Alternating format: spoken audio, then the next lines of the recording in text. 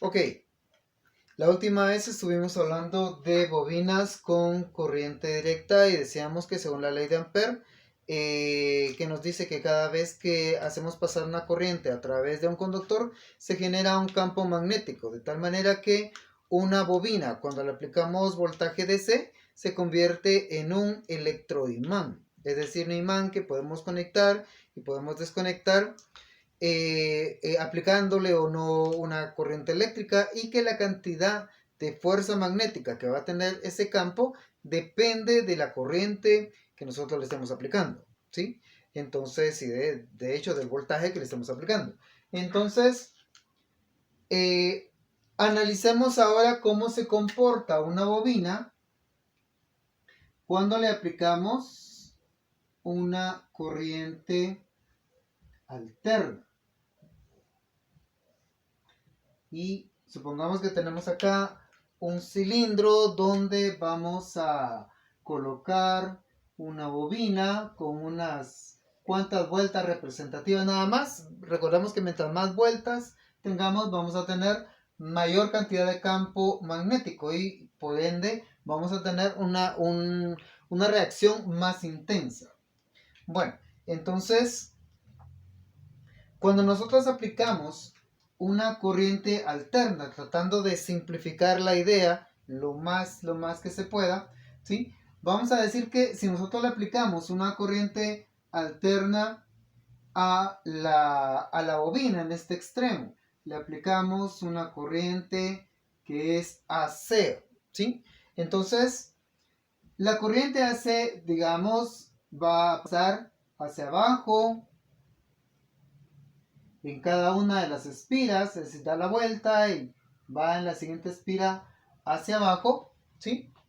Y vamos a decir que según la ley de Ampere, siempre que aplicamos una corriente eléctrica a un conductor, se genera en él un campo magnético. Quiere decir que alrededor de este conductor, que digamos tomamos como referencia este de acá, ¿sí? Entonces, si tomamos como referencia este de acá, asumiendo que eso va a pasar en todos y cada una de las vueltas o espiras de la bobina. Entonces, si analizamos esta, podemos pensar que según la ley de Ampere, si está, y la regla de la mano izquierda, ¿sí? Según está el campo magnético acá, o la corriente hacia acá, se está generando un campo magnético. Y vamos a decir, como es corriente alterna, vamos a ignorar un poco la dirección y vamos a decir que se genera acá un campo magnético. Pero si la corriente es alterna, el campo magnético es alterno. Recordamos que la regla de la mano izquierda dice que si cambia la dirección de la corriente y es alterna, está cambiando la dirección de la corriente, entonces la dirección del campo debe seguir la regla de la mano izquierda. Entonces el campo es un campo variable. Ese campo variable se expande y va a cortar las espiras alrededor de ella. Vamos a representar esta como la espira afectada, pero la de la izquierda, las que están a la par, también son afectadas. Entonces, pero la corriente o la espira que está recibiendo esta corriente, este campo magnético alterno, es alterno, ¿sí? A veces va para un lado, a veces va para el otro, porque lo genera una corriente alterna, ¿sí? Alcanza la espira de la par y entonces se produce lo que se conoce como la ley de inducción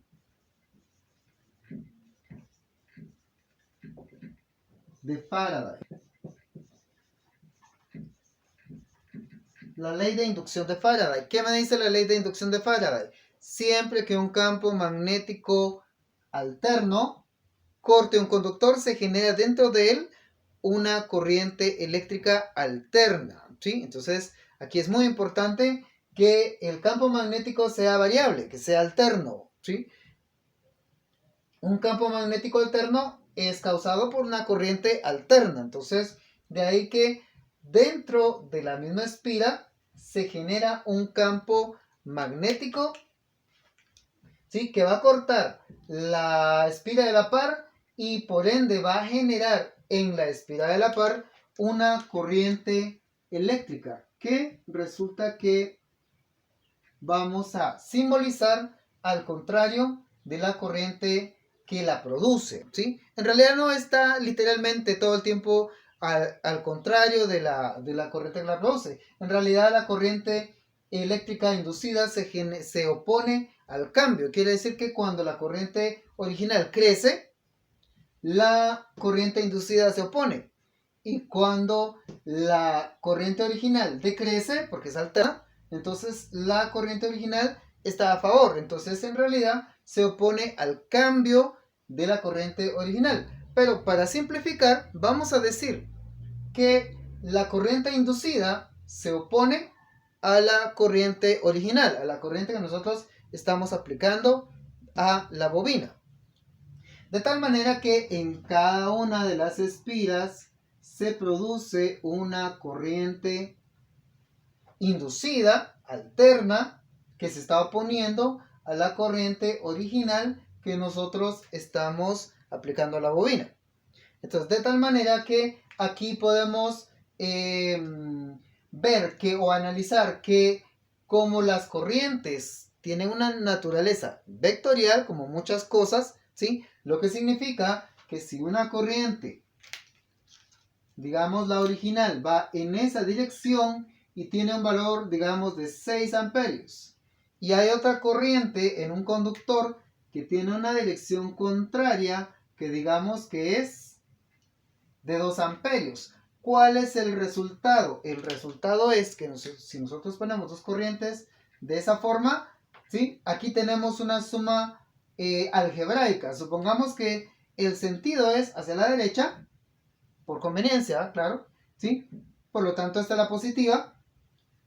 Y si esta va a la izquierda, entonces esta sería negativa. Entonces, más 6 menos 2 me da más 4, ¿sí? Quiere decir que el resultado va a ser una corriente que va hacia la derecha, porque es positiva,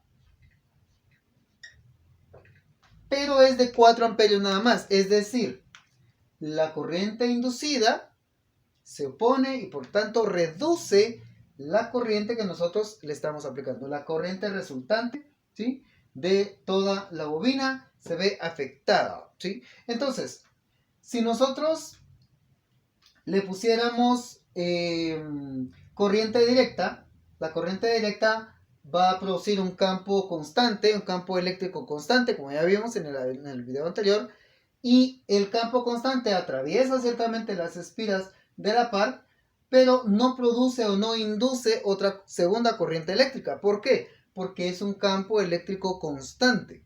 Y la ley de Faraday dice que debe ser un campo magnético variable. Entonces, las corrientes directas no producen corrientes inducidas.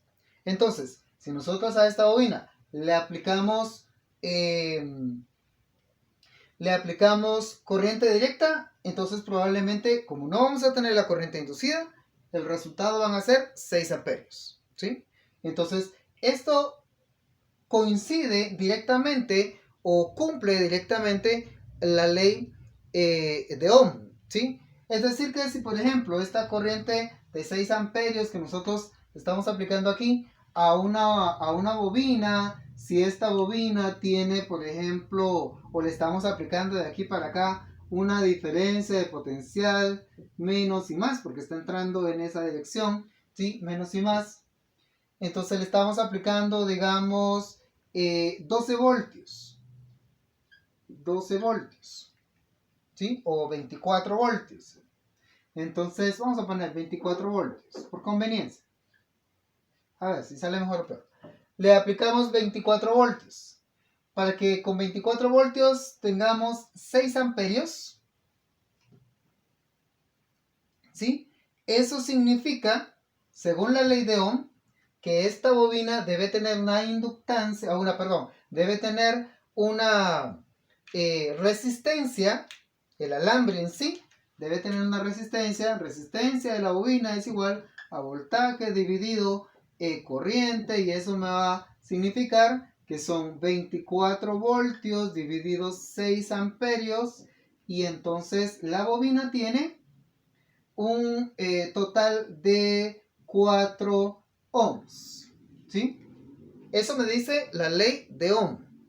Ahora, si yo probablemente quito la bobina y mido mi bobina con un ómetro para ver cuál es su resistencia, ¿sí? La resistencia del alambre, pues probablemente me va a decir que tiene 4 ohms, porque la ley es la ley, debe cumplirse, siempre se cumple la ley de Ohm. Entonces, pero resulta que cuando yo le meto 12 voltios, perdón, 24 voltios de corriente alterna, resulta que no me salen 6 amperios, como debería ser si le meto 24 voltios a una resistencia de 4 ohms, entonces 24 dividido 4 me va a dar 6 amperios. Pero resulta que la bobina no me está dando 4 amperios, no me está dando 6 amperios, me está dando 4 amperios nada más. Entonces la cuestión es, ¿por qué si la ley de Ohm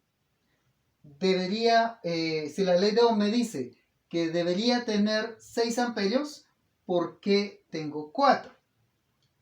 Entonces, la respuesta es que como tenemos una corriente inducida, o sea, la corriente inducida disminuye la corriente que me dice la ley de Ohm, y entonces la corriente resultante se ve disminuida, en este caso, en 2 unidades, ¿sí? Entonces, esa es la razón en sí. Ahora, para que la corriente disminuya en un circuito, ¿qué tiene que pasar? Si yo no estoy cambiando el voltaje y yo le estoy metiendo una cierta cantidad de corriente a una cierta cantidad de ohms, entonces, ¿qué es lo que está cambiando aquí? ¿Por qué con AC funciona de una manera y con DC funciona de una manera distinta? Entonces, se puede, para que la matemática funcione, porque entonces estaríamos diciendo que, sino que la ley de Ohm está fallando, ¿sí? Porque la ley de Ohm me predice 6 amperios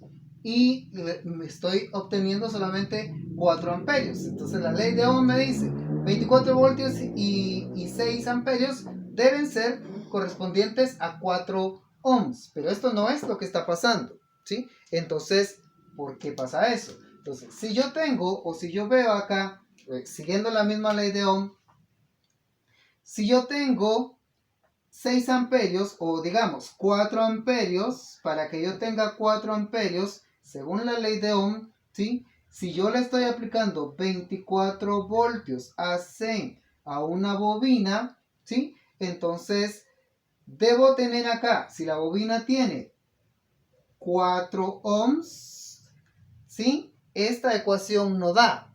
¿Por qué? Porque 24 dividido 4 ohms, ¿sí? Son 6 amperios. Y yo estoy obteniendo solamente 4. Entonces, aquí debe faltar algo, ¿sí? Lo que falta es una cantidad de oposición, una cantidad de ohms, ¿sí? Que en este caso equivaldría, y lo vamos a hacer así forzado por simplicidad, ¿sí? Faltaría una cantidad de ohms, de tal manera que esta cantidad de ohms, ¿sí? Que vamos a llamar reactancia inductiva, cuando nosotros sumamos esta cantidad de ohms más esta cantidad de ohms, ¿sí? Entonces allí es cuando me da un resultado de 4 amperios. ¿Sí? ¿Estamos de acuerdo? Entonces, en este caso, si nosotros seguimos fielmente la ley de Ohm y no hacemos esa consideración, entonces vamos a tener que aparentemente la ley de Ohm no está funcionando. Pero sí funciona, porque lo que decimos es que cuando le aplicamos voltaje alterno y corriente alterna a una bobina y producimos una corriente inducida, eso se comporta como si apareciera una cantidad de ohms, ¿sí? Que en este caso llamamos reactivos. En este caso estamos hablando de la reactancia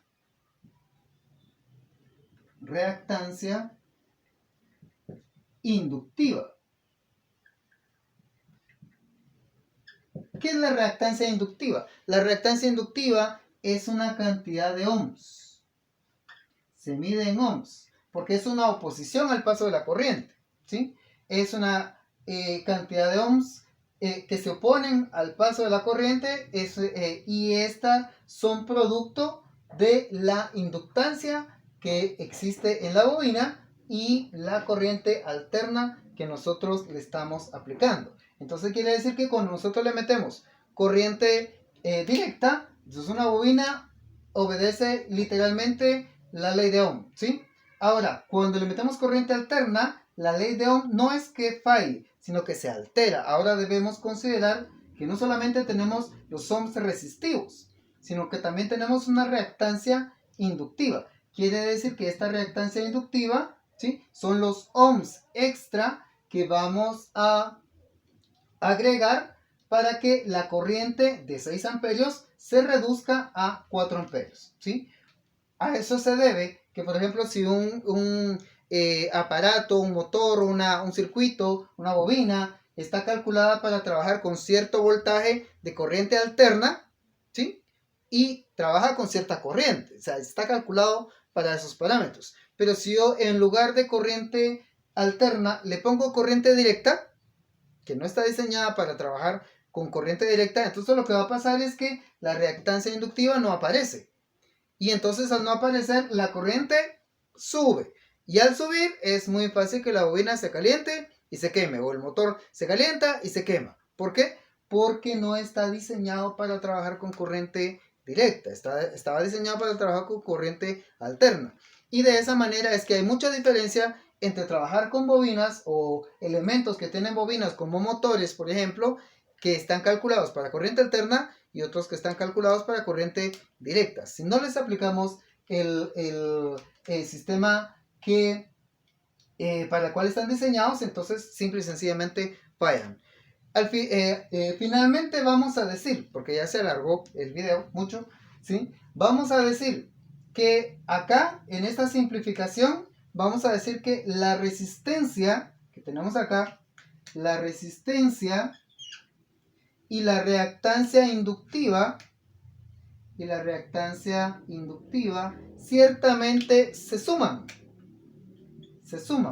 pero la resistencia y la reactancia tienen un carácter vectorial, ¿sí? ¿Qué significa eso? Significa que si la resistencia está en una posición 0 grados, ¿sí?, la reactancia está desplazada 90 grados con respecto de la resistencia. Quiere decir que si este fuera un vector de resistencia y este fuera el vector reactancia inductiva, ¿sí?, entonces la suma de estos dos me daría un vector, método del paralelo, ¿se recuerdan de básicos? ¿Sí? Esta es la suma de la resistencia más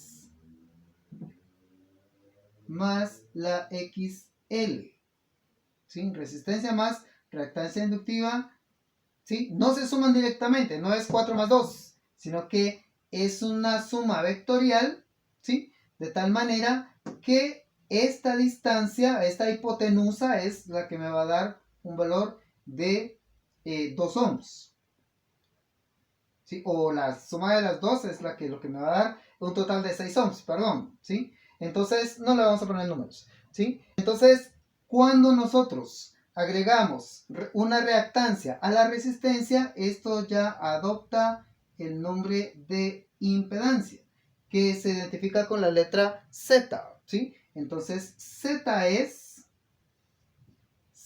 igual a impedancia. Por eso es que los equipos de sonido tienen bocinas que dice, esta es de una impedancia de 8 ohms, por ejemplo. Porque tenemos ahí resistencia y una bobina en acción, entonces tenemos reactancia inductiva. Entonces ya no podemos hablar solamente de resistencia, debemos hablar o considerar la reactancia inductiva y ya hablamos en términos de impedancia, ¿sí? Impedancia. Entonces, ese es el comportamiento de una bobina cuando le agregamos corriente alterna. Y todas las bobinas y todos los aparatos que tengan bobinas reaccionan exactamente de la misma manera. Es decir, generan una reactancia inductiva y eso generalmente disminuye la corriente. Hay una manera de anular la reactancia inductiva, que sería agregando reactancia capacitiva. Pero eso lo vamos a ver en el siguiente video, ¿sí? ¿Estamos de acuerdo?